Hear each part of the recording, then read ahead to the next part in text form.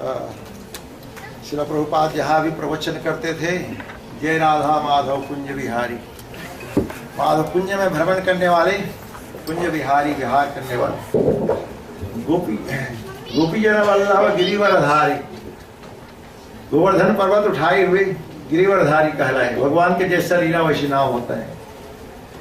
यशोदा नंदन व्रज जनन, है तो देवकी नंदन, लेकिन पालन पोषण हो रहा है नंद बाबा के यहाँ यशोदा, तो यशोदा नंदन कहलाए। जमुना तीरा वनचारी, और जमुना किनारे विचरण करने वाले। तो ये बहुत सरल है, आप तो हमेशा गाते ही, तो इसको थोड़ा कीर्तन करेंगे, फिर आगे की तरफ से चर्चा करेंगे। जय राधा माधव कुंज बिहारी, जय राधा माधव कुंज बिहारी, गोपी जन वल्लभ गिरिवरधारी, जय गोपी जन वल्लभ गिरिवरधारी, यशोदा नंदन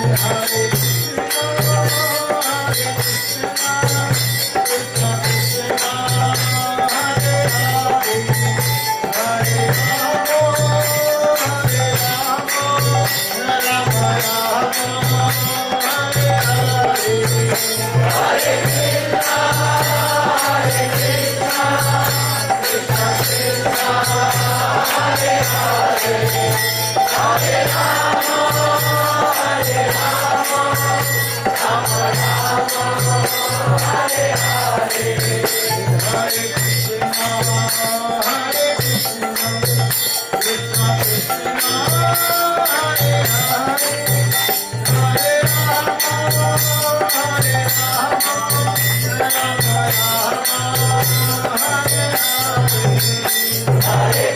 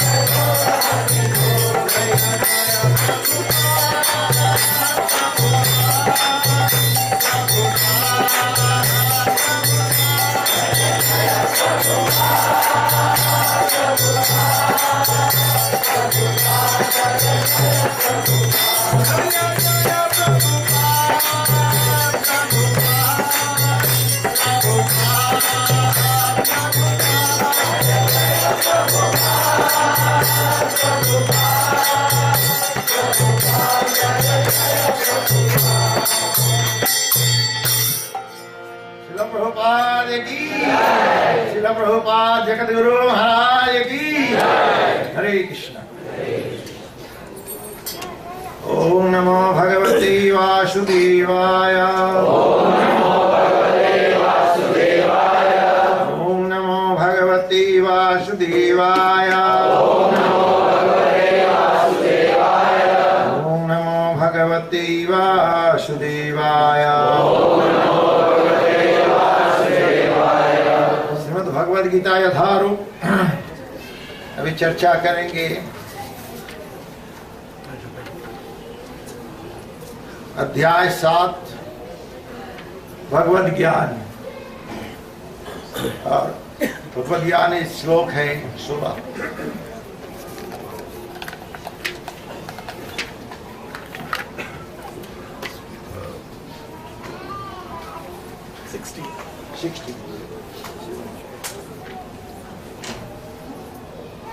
मेरे पीछे बोलने का प्रयास करें सब। चतुर्विधा भजन्ते मां सुकृतिनो अर्जुन पार्थो जिज्ञासु पार्थी ज्ञानी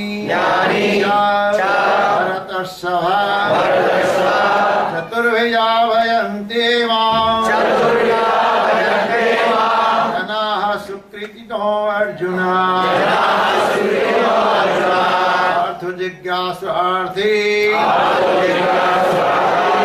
ज्ञानी च भरतर्षभा। शब्दार्थ चतुर्विधा 4 प्रकार के भजन्ते सेवा करते हैं मामा मेरी जनाः व्यक्ति सुकुंतिनः पुण्यात्मा अर्जुन हे अर्जुन पार्थः विपदग्रस्त पीड़ित जिज्ञासु ज्ञान के जिज्ञासु अर्थार्थी लाभ की इच्छा रखने वाले ज्ञानी वस्तुओं को सही रूप में जानने वाले तत्वज्ञ भरतर्षभा हे भरत श्रेष्ठ। अनुवाद एवं तात्पर्य हिजवाए श्रील प्रभुपाद द्वारा। प्रभुपाद की हे भरत श्रेष्ठ 4 प्रकार के पुण्यात्मा मेरी सेवा करते हैं। आर्थ जिज्ञासु अर्थार्थी तथा ज्ञानी। तो मेरे पीछे बोले इसको। हे भरत श्रेष्ठ 4 प्रकार के पुण्यात्मा मेरी सेवा करते हैं। आर्थ जिज्ञासु अर्थार्थी तथा ज्ञानी। तो श्रील प्रभुपाद का यहाँ सुझाव है, दुष्कृति के सर्वथा विपरीत ऐसे लोग हैं जो शास्त्रीय विधि विधानों का दृढ़ता से पालन करते हैं, और ये हैं सुकृति कहलाते हैं। अर्थात वे लोग हैं जो शास्त्रीय विधि विधानों, नैतिक तथा सामाजिक नियमों का मानते हैं और परमेश्वर के प्रति न्यूनाधिक भक्ति करते हैं। इन लोगों की 4 श्रेणियां हैं।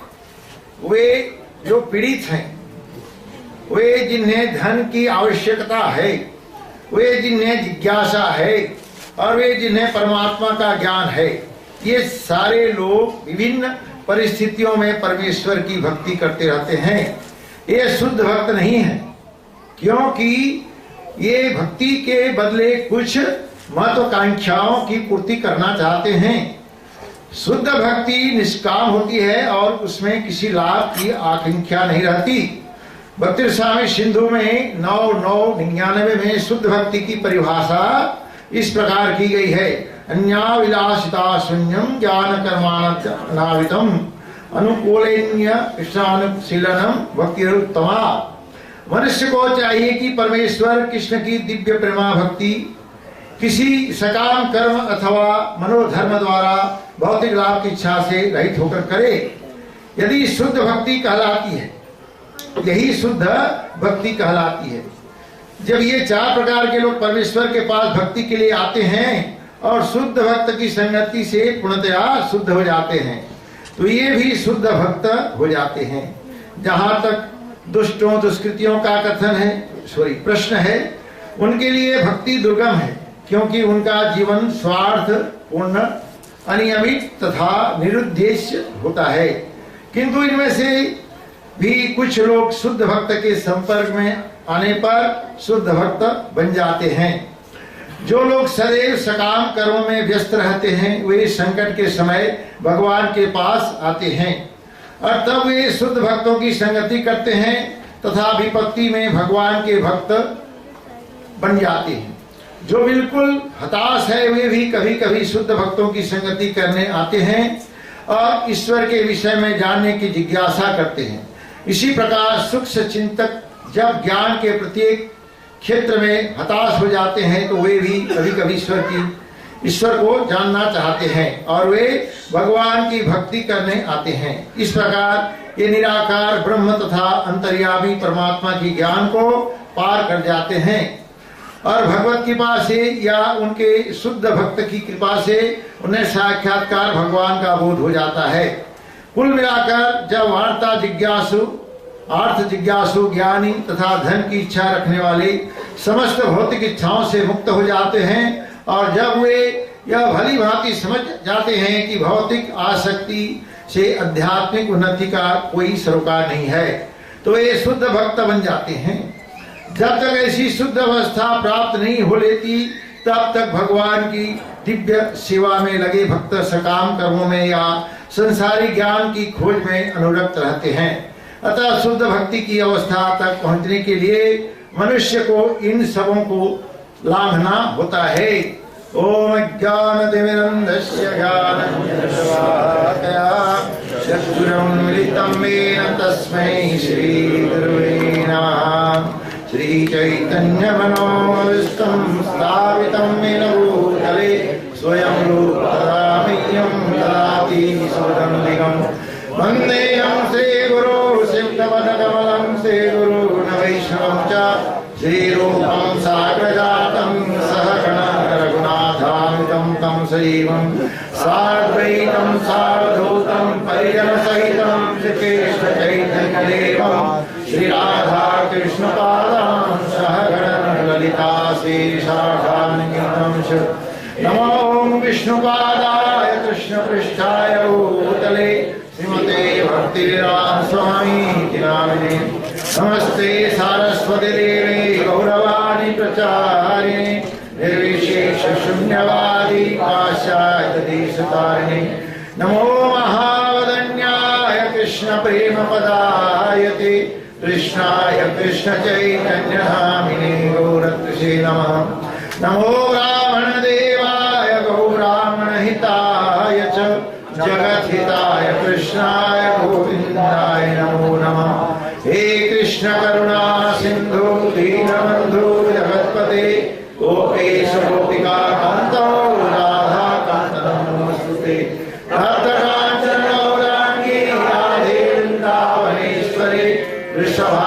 सुते देवी प्रणमामि हरिप्रिये वाञ्छाकल्पतरुभ्यश्च कृपा सिन्धुभ्येव च पतितानां पावनेभ्यो वैष्णवेभ्यो नमो नमः। जय श्री कृष्ण चैतन्य प्रभु नित्यानंद श्री अद्वैत गदाधर शिवासदि गौर भक्तवृंद। हरे कृष्णा कृष्णा कृष्णा हरे हरे, हरे राम राम राम हरे हरे। हरे कृष्णा कृष्णा कृष्णा हरे हरे, हरे राम राम राम हरे हरे। हरे कृष्णा कृष्णा कृष्णा हरे हरे, हरे राम राम राम हरे हरे। हरे कृष्ण महामंत्र की। बहुत बहुत सुंदर सभामान हो रहा है, सुधर्मा सभा। भगवान द्वारकाधीश की सभा, द्वारका में इसको सुधर्मा सभा बोला जाता है। वहां किसी ऐसे लाइट नहीं, वहां खंभ में हीरे नीले मोती माणिक के सब रत्न जड़े हैं, उसका प्रकाश जो है सुधर्मा शोभा, बड़ा सुंदर। लेकिन उसी प्रकार आज भी दुबई में यहाँ सिंधी धर्मशाला, सिंधी भवन धर्मशाला, ये धन्य धन्य हो गया। कब से आ रहे हैं इस प्रकार, कब से आ रहे हैं? 5 साल से, बराबर है? 10 साल से 10 अवतार यहाँ प्रस्तुत हो चुके हैं। भगवान के 10 अवतार प्रस्तुत हो चुके हैं, तो इसका महिमा का वर्णन हम कर नहीं सकते। भूमि धन्य धन्य हो गया। किसके कृपा से? जैसे ही महाराज ने गाए, नदिया जिला में अवतरित 525 साल पहले श्री चैतन्य महाप्रभु की कृपा से। पापी तापी जब तो थिलो हरि नामे उद्धार, ये प्रमाण है। अभी आप सोचिए, जो 10 साल से आ रहे हैं, जो 5 साल से आ रहे हैं, जो 6 महीना से आ रहे हैं, कोई पहले हफ्ते अभी आए हैं, तो पहले का जीवन अभी पहला हफ्ता, एक ही हफ्ते में आने से परिवर्तन जरूर होगा मेरे भाई साहब, माता पिता हो, जरूर परिवर्तन आया होगा। देखो बहुत सारे लोग, तिलक है, कंठी माला है, जप माला है, यही मनुष्य जीवन का जीवन है। अनेक केवल खाओ पियो आहार निद्रा भय में तुरंत, ये तो सबको आता है मेरे प्रभु लोग। 84 लाख वस्त्र हैं, आत्मा का कवर, शरीर, आत्मा का शरीर 84 लाख। जैसे हमारे शरीर का कवर, कई प्रकार के रंग बिरंगे कपड़े पहने हुए हैं, सब अलग अलग है। उसी प्रकार रंग बिरंगे 84 लाख चिपकीली, ककरोश, बिच्छू, नाग, जलजात लक्षाणी, पानी के अंदर 9 लाख मछलियां, सर्प हैं। ये सबको भ्रमण करते करते मनुष्य योनि मिला है। ये साधारण नहीं मेरे प्रभु लोग, इसको हमें बड़े सावधानी से बिताना पड़ेगा। केवल खाओ पियो है, और उसी में इंद्रिय भोग या इंद्रिय जो अलग अलग सबका काम है, तो यह इंद्रिय को तुष्ट करने के लिए हम केवल शरीर की उपेक्षा में लगे रहे, तो हमारा जीवन व्यर्थ है, व्यर्थ है। हमारा दुर्भाग्य है। कली युग में भगवान इतने सरल दे दिए नाम, कली युग नाम आधारा। यहाँ भी चारों प्रकार के जो भक्त बोला गया है, जब अशांति रहते हैं, दुखी रहते हैं, नाम को याद करते हैं, भगवान को याद करते हैं, पूजा करते हैं, दान देते हैं, तो शुरू से जब अच्छे रहें, तंदुरुस्त रहें, सुखी रहें, तो उस समय भगवान को याद करें तो दुख काहे को आए।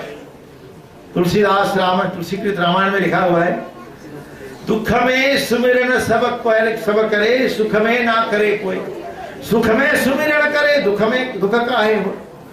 अगर हम सुख के समय भगवान का गुणगान भजन करते हैं तो दुख क्यों आएगा। लेकिन दुख के समय करते हैं, जब आता है दुख तो, लेकिन कोई बात नहीं से अच्छा है, नहीं से अच्छा है। तो श्रील प्रभुपाद ने अपने शारीरिक शरीर की परवाह नहीं करके, उसने 7 समुद्र उल्लंघ करके पाश्चात्य इस प्रचार के वृद्धावस्था में, जो कि अभी मेरा उम्र है, 70 साल मेरा उम्र है, तो इसी अवस्था में प्रभुपाद 1965 में प्रचार के लिए गए है। और इसके पहले भी हमारे भारतीय बहुत गए धन कमाने के लिए, आर्थिक जिज्ञासा, अर्थ इकट्ठा। अब आप लोग भी अर्थ इकट्ठा करने आए हो मेरे प्रभु लोग, क्षमा चाहता हूं। अर्थ इकट्ठा करने जरूर आए हो, भले आप नहीं बोलोगे लेकिन मुझे मालूम है। लेकिन कोई बात नहीं, अर्थ को भी कमा रहे हो, इकट्ठा कर रहे हो, लेकिन अर्थ को अंगीकार नहीं कर रहे हो, तो इसीलिए बहुत बहुत धन्यवाद आप लोग। आप केवल कर्म का फल में पूरा जकड़े नहीं हो, कर्म कर रहे हो लेकिन फल जो है भगवान से समर्पित हो। सबसे बड़ा समर्पित है मेरे प्रभु माता पिताओं, मन मानस देह गेह जो कुछ आछे बोरा और पीलू तोया पदे नंद किशोर। हे नंद किशोर, मेरा मन घर सब आपके चरण में छो। धन दौलत की भगवान को आवश्यकता नहीं। भगवान प्रभु आप भगवान परिपूर्ण है। पूर्णमिदं पुण्य पुण्यमेवा वशिष्यते। पुण्य है। इस पृथ्वी में जल कितना है? 3 भाग। और थल कितना है? केवल 4 आना। 12 आना तो है, 25% भूमि है, जल है 75%। फिर भी इतने संपत्ति है प्रभु लोग, हमें कोई कमी नहीं। लेकिन ये ज्ञान है, हम लोग जो है इसको बांटना नहीं आता है, कैसे बांटा जाए। इसीलिए हमें सीखना है भरत महाराज से, ऋषभदेव के पुत्र भरत महाराज से शिक्षा लेना है। कैसे प्रजा को कैसी शिक्षा दिया जाए, जिसको रोजगार नहीं मिलता है, अच्छे पढ़े लिखे हैं, उसको काम नहीं, और राजा का एक कर्तव्य राजा नहीं देखता, तो किस बात की राजा है। सब जब भरत महाराज राज करते थे तो कोई सब जो है पृथ्वी अपने अपने समय में सब उपलब्ध था। समय में वर्षा होता था, सब गर्मी के समय गर्मी, ठंडी के समय ठंडी, बसंत, ये सब ऋतु अपने अपने में परिपूर्ण थे। लेकिन अभी नहीं। चाणक्य पंडित कहते हैं इस कलियुग में अतिवृष्टि, अनावृष्टि, कर पीड़िता। श्री प्रभुपाद गुरु महाराज भी चाणक्य पंडित का उदाहरण बहुत बहुत देते हैं, एक बार नहीं कई बार देते हैं। तो चाणक्य पंडित कहते हैं ये कलियुग में जब जरूरत है पानी का, उस समय पानी नहीं गिरेगा।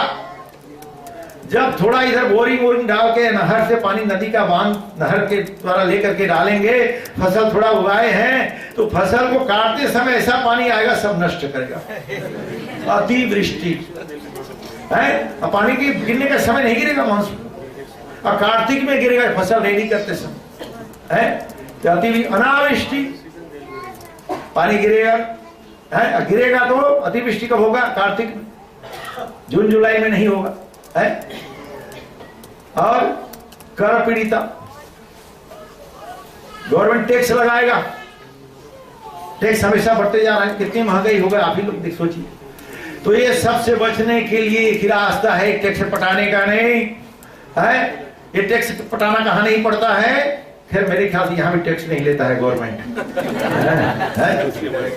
सुल्तान है जैसे कि मस्कत में बोल रहे थे टैक्स नहीं लेते हैं, सब सुना थोड़ा है तो याद है। लेकिन इसी प्रकार भगवान के धाम में भी टैक्स नहीं है, फ्रीडम, फ्री। वहां ही महाराज ने बताया उदाहरण देखिए, भोक्तारम एक तपसा सर्वलोक महेश्वरम। केवल वहां भोग विलास के लिए भगवान है, वहां भोग। बाकी जो है जीवात्मा वहां पहुंच गए हैं, वो केवल व्यवस्थापक, भगवान के सेवा के व्यवस्था, ऑर्गेनाइजेशन, व्यवस्था करने वाले। लेकिन यहाँ जो है सब भोक्ता बन चुके हैं। हम लोग जो लोग भोक्ता बन चुके हैं, ये कष्ट है। मैं ही सब कुछ, मैं शब्द, ये मैं को निकालना पड़ेगा है। लेकिन कोई बात नहीं, फिर भी प्रभुपाद बोलते कोई बात नहीं, मैं करते रहो है। लेकिन मेरा भगवान ने उदाहरण दिए हैं, भगवान बोलते हैं मेरे बारे में भी थोड़ा सोचो। दिन भर मेहनत करो, खूब मेहनत करो, खूब खाओ, लेकिन खाने के पहले थोड़ा याद करो। क्या करो? घर में जब ऑफिस से आते हैं, हम अपना काम करके आते हैं, तो घर में भाभी को या माँ को या बहू को या पत्नी को पूछो, मुझे खाने के लिए बुला रहे हो, तो जो इंचार्ज है, जो अध्यक्षता जिसका है, जो हर चीज का मालिक जो है, उसको भेंट किए क्या? बोल कौन है वो इंचार्ज है? किसी को मालूम है, कभी नहीं सुनती है कथा बहू, उसको मालूम नहीं, सास बताई भी नहीं है। तो उसको पुरुष का कर्तव्य है, पिता का, ससुर का, कि परम परमेश्वर पिता को अर्पित किया जाए। अच्छा, दाल चावल भी खाते हैं। बहुत सारे लोग पूछते हैं। एक बार हम न्यूयॉर्क से वेद व्यास महाराज के साथ वेस्ट वर्जीनिया जा रहे थे भाई, कार वैन में। वहां नरेंद्र लाखानी नाम के मेमर हैं, उनके बोतल में ठहरे। तो वहां जब ठहरे तो एक रूम व्यवस्था करके देता है, 9 घंटा लगता है न्यूयॉर्क से जाने, वेस्ट वर्जीनिया न्यूयॉर्क से। तो वहां रुके तो मैनेजर अमेरिकन था और प्रभु जी कहीं गए थे, तो हम लोग को देखते ही प्रसाद बनाए। हम जहाँ पूजा रूम में वहां बैठे जप कर रहे थे, तो समर महीना था, तो एक हरा एप्पल रख दिए थे भगवान के सामने। अमेरिका में हरा ग्रीन एप्पल बहुत पॉपुलर फेमस है। अब दूध, बादाम, पिस्ता, केसर डाला हुआ दूध। अब मच्छर अमेरिका में नहीं होता है, लेकिन समर में बाई चांस कभी कभी आ जाता। तो एक मच्छर दूध में गिरा हुआ था, तो हम जब कर रहे थे तो उसको हमने सब कुछ पेपर से निकाल कर, तो ऐसा बैठ वहां जब कर रहे थे, चलो चलो स्वामी लोग प्रसाद लीजिए, मतलब भगवान को भोग लगे, भगवान को लगा दिए हैं ना। हम तो यहाँ बैठे हैं, भगवान के मंदिर में लाए नहीं थाली, तो उधर लगाए हैं। तो देखो एप्पल है, अरे भाई तो भगवान को ठग रहे हो, एप्पल दे दिया। आप हलवा पूरी लंच खाए, सुबह से दूध 1 गिलास रख दिए हो, एक एप्पल, अभी लंच खाए, फिर शाम को ब्रेकफास्ट, डिनर 4 बार खाते हैं। तो क्या चावल रोटी तो ही, पापड़ तो भगवान को भोग लगाया जाता है? माता जी ने कहा, बोला हाँ ये ज्ञान था। तो फिर उस आके भोग लगाए, मैंने खुद भोग लगाया, प्रसाद पाए। तो कहने का तात्पर्य है, अज्ञान में हम खाते हैं ठीक है जी, लेकिन जब जान गए तो हमको इंक्वायरी करना बहुत जरूरी है। जब घर पहुंचते हैं, कितना भी हमें भूख क्यों नहीं लग रहे, माताओं का भी कर्तव्य, बच्चा कितना भी भूखा से नहीं रोते रहे, लेकिन जब तक भगवान के सामने भेंट नहीं करे तो नहीं लेना चाहिए। यही है भक्ति मार्ग है। श्री विग्रहाराधन नित्य नाना सिंह रत्न मंदिर मार्जना दो। श्री विग्रह भगवान कितने दयालु हैं। 5000 वर्ष पहले आए थे तो स्वयं बैठ के खाते थे अर्जुन के साथ है। दुर्योधन ने कहा कि मैं तुम्हारे लिए 56 भोग बनाए हूं भैया कृष्ण, आइए हमारे साथ हो। मैं 56 में फिर आ गया बकरी के मैं को जब तक हम नहीं निकालते हैं तो हमारी शांति नहीं मिलेगी। तो दुर्योधन चले गए विदुर के यहाँ, केले का छिलका खा के आए। विदुर जी कहीं गए थे प्रचार के लिए, विदुरानी जप कर रही है। भगवान कृष्ण पूछे भाव में इतना पागल हो गई, अरे प्रभु आ गए, झाड़ू साफ करने के लिए ढूंढ रही, मिल नहीं रहा है। भगवान वैसे ही बैठ गए। अरे विदुरानी मुझे भूख लगा है बड़ी जोर से, मुझे कुछ खिलाओ, बहुत भूख लगा है। ओहो ये भगवान, अभी विदुर नहीं है, कुछ नहीं बनाया, क्या करूं, कुछ नहीं है, कैसा करूं, क्या करूं, ये इधर उधर क्या रहे, परेशान। अरे कुछ नहीं है, विदुर नहीं आए, नहीं है प्रभु जी। अरे होगा कुछ, देख ये केला दिख रहा है, 2-4 केले दिख रहे थे जी। तो केले को उठा के ले आते हैं विदुरानी जी, अब सामने बैठ जाती है, भगवान भी बैठे हैं। आप तो बहुत अच्छा गद्दा हमें से बना के दिए हो, लेकिन भगवान के लिए वहां कुछ नहीं है, जमीन में बैठे हुए। विदुरानी जो है बड़ी भाव से केले का छिलका निकाल रही खिलाने के लिए, लेकिन देखो भाव बुदेला जो है, खाने का केला है गिर जा रहा है, छिलका को भगवान को ऐसे आप खिला रही है। भगवान बड़े प्रेम थे, हम खा रहे थे। 2 केले छिलका खा गए थे प्रभु लोग, तीसरा केले का छिलका जब ऐसे प्रभु के मुख तरफ ले जा रही है तो उस समय विदुर आ रहे हैं। विदुर बोलते हैं अरे विदुरानी तू पगली है, पगली, प्रभु को केला खिलाने नहीं आता, लाला है। मैं फिर यहां में शब्द आ गया। विदुर जी केले का छिलका केले ले गए, दूसरा केला पकड़े, खुद छिले, छिलका बगल में रखे, केला खिलाए भगवान को, 1 ग्लास काटे खा रहे हैं। तो भगवान क्या कह रहे हैं, हे विदुर उसमें जो स्वाद था इसमें नहीं है, इसमें जो स्वाद था इसमें नहीं है, क्योंकि खुदा खिलाया, किसने नहीं है, क्योंकि इसमें प्रेम नहीं है। तो प्रेम बहुत जरूरी है। तो प्रेम कौन बांटते हैं? चैतन्य महाप्रभु ने प्रेम बांटा। नमो महावदन्याय कृष्ण प्रेम पदायते। कृष्ण प्रेम को बांटा, सबको बांटा, केवल भक्त को नहीं, अभक्त को भी, जिज्ञासु, रोगी, दुखी, सब। इस श्लोक में 4 प्रकार के भगवान जो शरण में आते हैं ये बताया है। धन की इच्छा वाले, कोई दुख सुख है, मेरा बीमार छूट जाए, ऐसा बहुत हमने अपना लाइफ में देखा है। इस्कॉन में आने पर भी बम्बई में हम चरनामृत बांटता था, मेरा शाम को ड्यूटी था, मैंने स्थापना आरती के बाद 4:30 से 5:30 तक। तो जैसे कि शुक्रवार खास करके शनिवार के दिन लोग जो है आते हैं ना सुबह, सुबह ही मेरा ड्यूटी था। कब? सुबह था, ब्रेकफास्ट आरती के बाद 8:30 बजे आरती खत्म हो जाती है, अब आधा घंटा 9 बजे तक मेरा था। तो उस समय लोग आते हैं शनिवार को, बोले हे भगवान राधा रास बिहारी, आज का हाफ डे है, 1 बजे बंद हो जाएगा ऑफिस फैक्ट्री, कल संडे पूरा दिन भर है, तो हे प्रभु 1 बजे तक भी पूरा अच्छा बिजनेस हो जाए। तो मैं जो है आज तो अगरबत्ती लाया हूँ, अब मंडे को नारियल लेके आऊंगा। या सुनते थे क्या, लेकिन नहीं से अच्छा है, आप तो रहे रेगुलर है, तो नहीं से भी अच्छा है। लेकिन शुद्ध भक्त कुछ नहीं मांगता है, न धनम न जानम न सुंदरीम जगदीश कविता काम है। मम जन्मनि जन्मनीश्वरे भवदार भक्ति हेतु की कोई। पहला क्या बोलते हैं भक्त, हे भगवान मुझे कोई धन की इच्छा नहीं है, मुझे सुंदर स्त्री की इच्छा नहीं है, मुझे संतान की इच्छा नहीं। पहला लाइन में क्लियर बता रहे हैं, न धनम न जन। लेकिन आगे क्या कहते हैं, मम जन्मनि जन्मनीश्वरे भवदार भक्ति हेतु की कोई। निष्काम कुछ चाहिए, पहला तो बोल दिया नहीं चाहिए, फिर बाद बोलते चाहिए। क्या चाहिए? भक्ति चाहिए। तो संसारी लोग जैसे धनम देही जन्म देही 2 चीज मांगते हैं जी, लेकिन भक्ति देही बोल दे तो धन्य धन्य हो गया। भक्ति देही तो जो कि हमारे यहाँ बहुत से प्रभु लोग बैठे हैं, धन की इच्छा करने के लिए भगवान को प्रार्थना करके अरब सागर को पार करके यहाँ आए, ठीक है, और यहाँ धन के लिए। लेकिन यहाँ भी जब देखे प्रभुपाद के अनुयायी चैतन्य महाप्रभु का संदेश लेकर के बांट रहे हैं, वो रियल धन बांट, क्या बांट रहे हैं? हरे कृष्णा कृष्णा कृष्णा हरे हरे, हरे राम राम राम हरे हरे। और गीता के रूप में ये सब धन है। विद्याओं में राजा है?